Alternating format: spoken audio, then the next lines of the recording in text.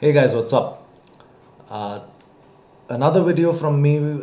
Let's look at e-commerce. Okay, now, e-commerce is a topic that is important for both first PU and second PU.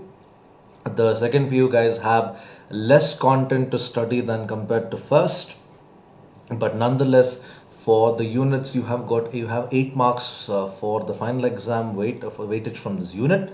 I would suggest that you study this unit compared to others because this happens to be an extremely easy topic, right? I don't see the reason why I should go about skipping this. Okay, and I know I'm a little towards the right in this video, and I'm too lazy to adjust the camera. Bear with me. Okay, firstly, what is e-commerce? E-commerce is nothing but doing business online. Okay, it could be anything. Now, a lot of people today are coming up with some really creative businesses online. Now, for example, there's this website called Collectors Heritage. You guys should really check it out, especially if you're fans of movie merchandise. These guys have got everything. Last I checked, they were selling the Harry Potter robes, Harry Potter's glasses. They were even selling Game of Thrones merchandise. All that they were doing it online. Now, when you're doing business online, whatever it is that you're selling, it could be you're a graphic designer and you are talking about your services and you're telling this through your website. Okay, even that is considered e-commerce. In case of Collectors Heritage, they are selling movie merchandise. I think they were even selling Iron Man's helmet for around 14,000 rupees. It looks really sleek. Considering my budget, of course, I really couldn't afford it, and I even contemplated whether I can get it done in Kadrenhalli for just about 1,000 or 2,000 rupees. Hey, I'm Indian. I tend to think cheap. Okay, jokes aside, looking at the different types of e-commerce businesses. Now, when you want to do your business online, there are different ways in which you could go about doing your business online. Okay, the first way in which you could do your business online is a business model called B2B. Okay, business to business. Okay, a good example for a B2B website would be the IBM website. If you guys visit the IBM website, there's a link there called to build a smarter planet. You can go about submitting a business idea, and if your business idea happens to be something which IBM and you as a business can work together, IBM is able to fund your business idea, and IBM is even able to provide their research in improving your business idea. It's a really interesting business model what IBM has got. Especially they look at some really innovative businesses which are into quality, Six Sigma, pro environment, sustainable development. That's the kind of work IBM helps people out, and it's really nice. So B2B is effectively one business helping out another business. Okay, one more B2B website which I could think of would be Alibaba. This is nothing to do with the 40 thieves, none of the stories of the Arabian Nights, none of that. Okay, Alibaba.com is a place where businesses can get themselves registered and other businesses can hook up with them and they can do business together. Okay, for example, if I was a person who's into metallurgy, let's say I'm into the manufacturing of steel. Okay, I make steel bars for use for construction of apartments, use for construction of buildings. I could have a Larsen and Toubro contact me for a construction project. Larsen and Toubro could possibly find me on Alibaba. I would have mentioned the details there, saying where I'm working from, what's the quantity, minimum order requirement, 1,000 tons of steel, something like that. And Larsen and Toubro could do business with me, and I could go about helping them in this process. Now, there, me being a business, steel manufacturing business versus Larsen and Toubro, which is another business, is an example for business to business type of e-commerce. Okay, there's another one that is business to consumer. Now, I don't like to talk about business to consumer too much. It's because we've already been in touch with it quite often. Flipkart is a very good example for business to consumer. Amazon in India is known as Jungly. Even that happens to be an example for business to consumer. Okay, one business which sells products to consumers. Okay, there's another one that is consumer to consumer, or referred to as C2C. Okay, C2C, a good example for C2C is OLX. OLX, where it's a really innovative form of working. I've seen some really, really interesting products being sold, especially products which I thought you could never get anywhere in the market. Now, I'm into archery, and getting equipment for my hobby is not so easy, and even if I do happen to get it, it's quite expensive. I was interested to find a particular archery component. Okay, it's called as a stabilizer. And just out of curiosity, I just searched on OLX.com archery, and it turned out there's a guy in India who's selling his whole archery kit, which includes the stabilizers for 35K. Now, assuming this guy bought it from abroad, or he was a former archer for India, and now he's given up the sport and he wants to get rid of the equipment which he doesn't use. And he has posted an advertisement on OLX.com, and he's actually selling his archery gear. Now, that's an example for C2C.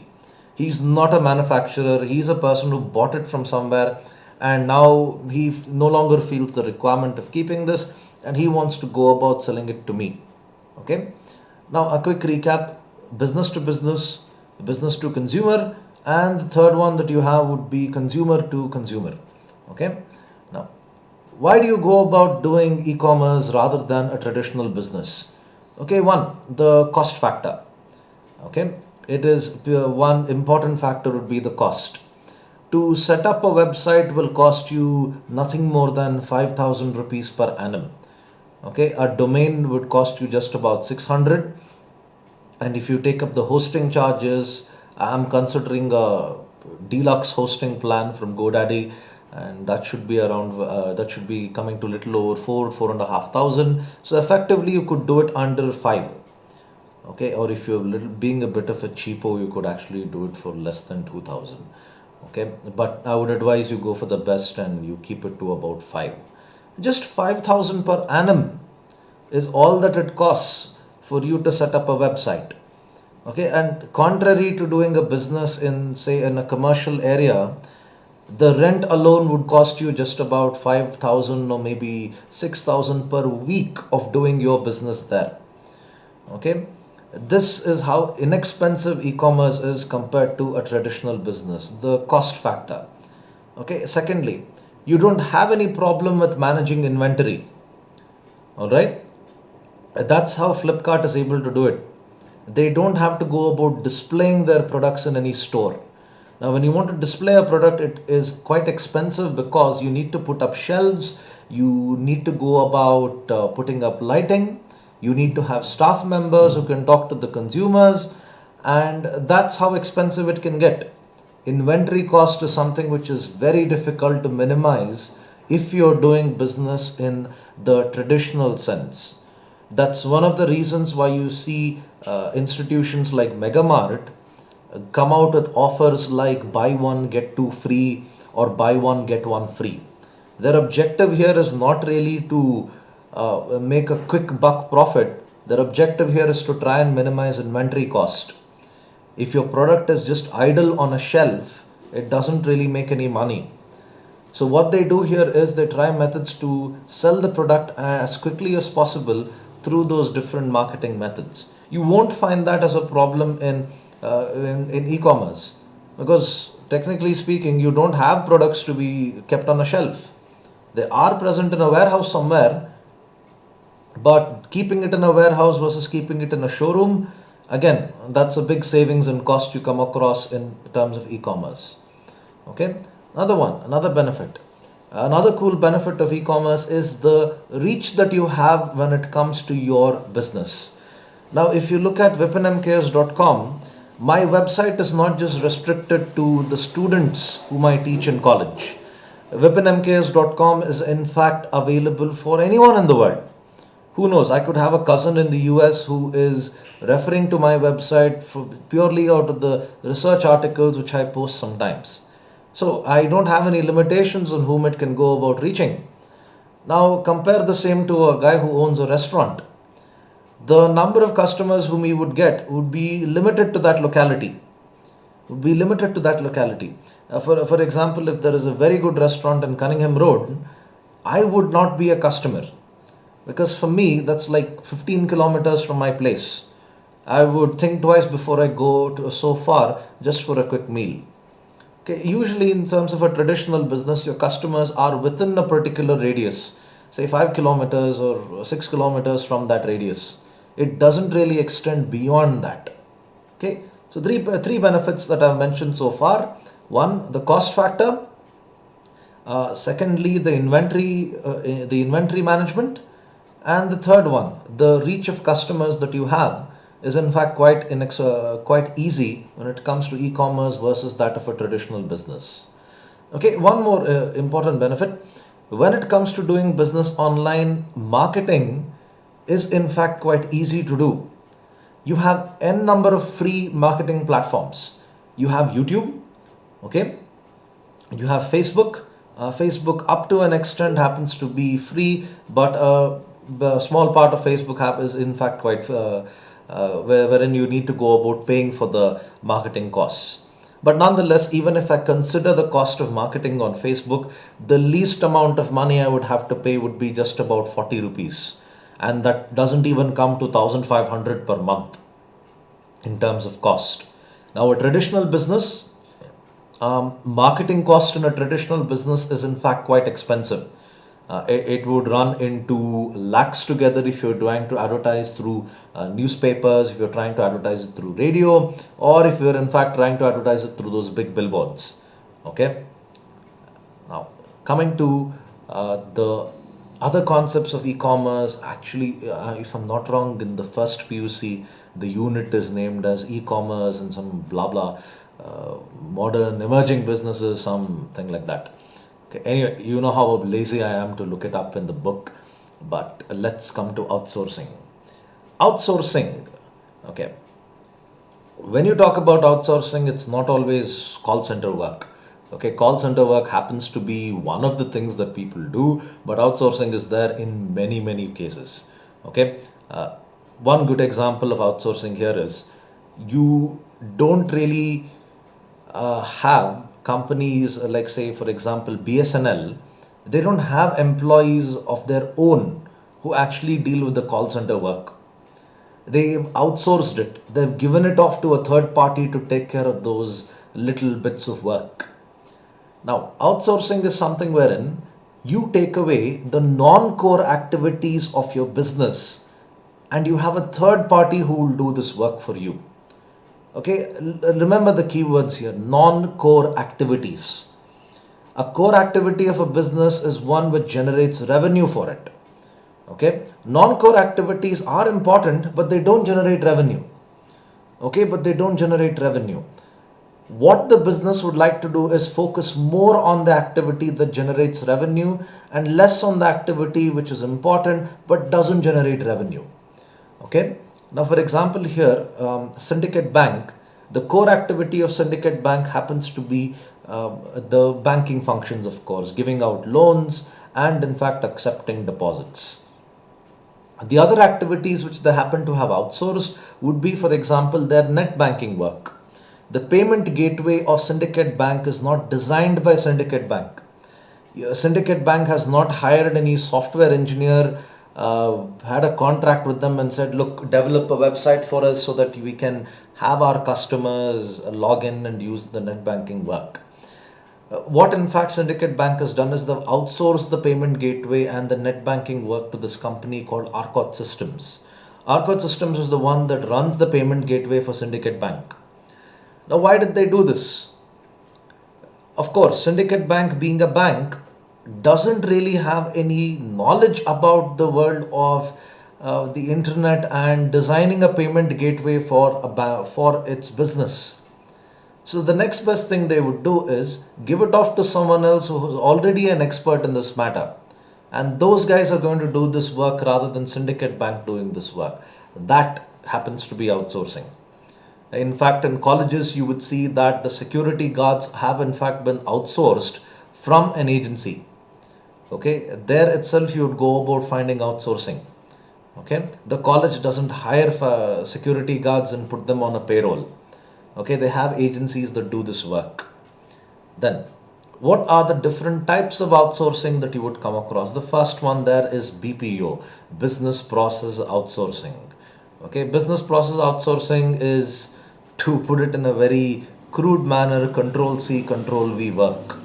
Okay, I had these colleagues of mine in the previous company. They were working for a division called client services, some GES, some client services. I don't know what their full name was, but they were calling themselves client services. Now the name sounds very, very cool, client services, but pretty much what they were doing was control C, control V, to be very honest. Their jobs really don't require much skills. In fact, most BPOs don't really command a high degree of skill that, okay, we require a person with really good communication skills, neutral accents, and none of that is required, and hardcore Excel work is not required. BPOs effectively do grunt work. Okay, you have BPOs that take care of these little things which a business tends to ignore. Okay, like for example, it could be preparation of reports. It could be, in fact, for example, IBM outsources some of their call center work to these companies. Like when you post your resume on the IBM website, there are little companies, other companies which go through your resume and they check, okay, what job, in fact, which IBM has got vacancies for, and in fact, if your resume goes about matching that particular job. Now, these are the things which a BPO does. That they don't really have something which requires a strong knowledge of the domain in order for you to do it. Okay, but nonetheless, they're required to be done. Hence, they go about doing it. Then LPO. LPO here is legal process outsourcing. Okay, legal process outsourcing requires a strong degree of knowledge when it comes to the legal world. Myself, I can't work in an LPO because I don't know anything about I don't know a lot about the acts that have been done in India. You could have LPO work, for example, one company and the other are doing business and they need to draft a contract so that they can sign.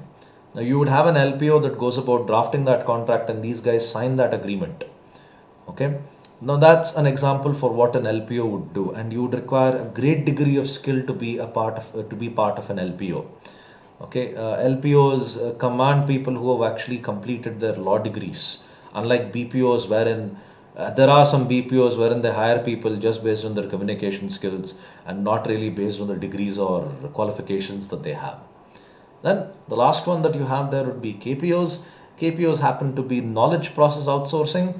A very good example of a KPO is this company called Amber Research. They do a variety of KPO work. For example, it ranges from equity research, derivative valuations, derivative accounting. Derivative accounting is really interesting because derivatives don't require you to mention them in the balance sheet. Okay, you don't have to go about declaring that I have invested in so many futures and options. However, you need to go about accounting them because the value of derivatives when you trade them runs into crores. Okay, so you have institutions which do KPO work, and they are into work like derivatives valuations, derivatives research, and derivatives accounting as well. Amber Research, in fact, does equity valuations. That is, when you have someone giving information on what stock to buy, what stock to sell, not just from Indian markets, from the global markets point of view, Amber Research does these things. And to be part of that, you need to be very skilled in terms of your awareness about that particular domain. And it could be having very high qualifications, very high degree of certificates. That's the way you get into these companies which do KPO work. KPOs, I've heard, even do competitor valuations as well. Like if Coke wants to destroy Pepsi for God knows how many times they've been attempting, they give these tasks to a KPO and tell them what's the next big marketing gig we can do, and and how do we go about taking on our competition. Now, those are the things which KPO would do. Okay, the this is in fact should sum up e-commerce. Okay, I hope you guys like this video. There's a subscribe button somewhere there, I don't know. Okay, do hit subscribe and do follow vipinmks.com. Okay, I'm sure that you guys would like the content there. Thanks again. Bye.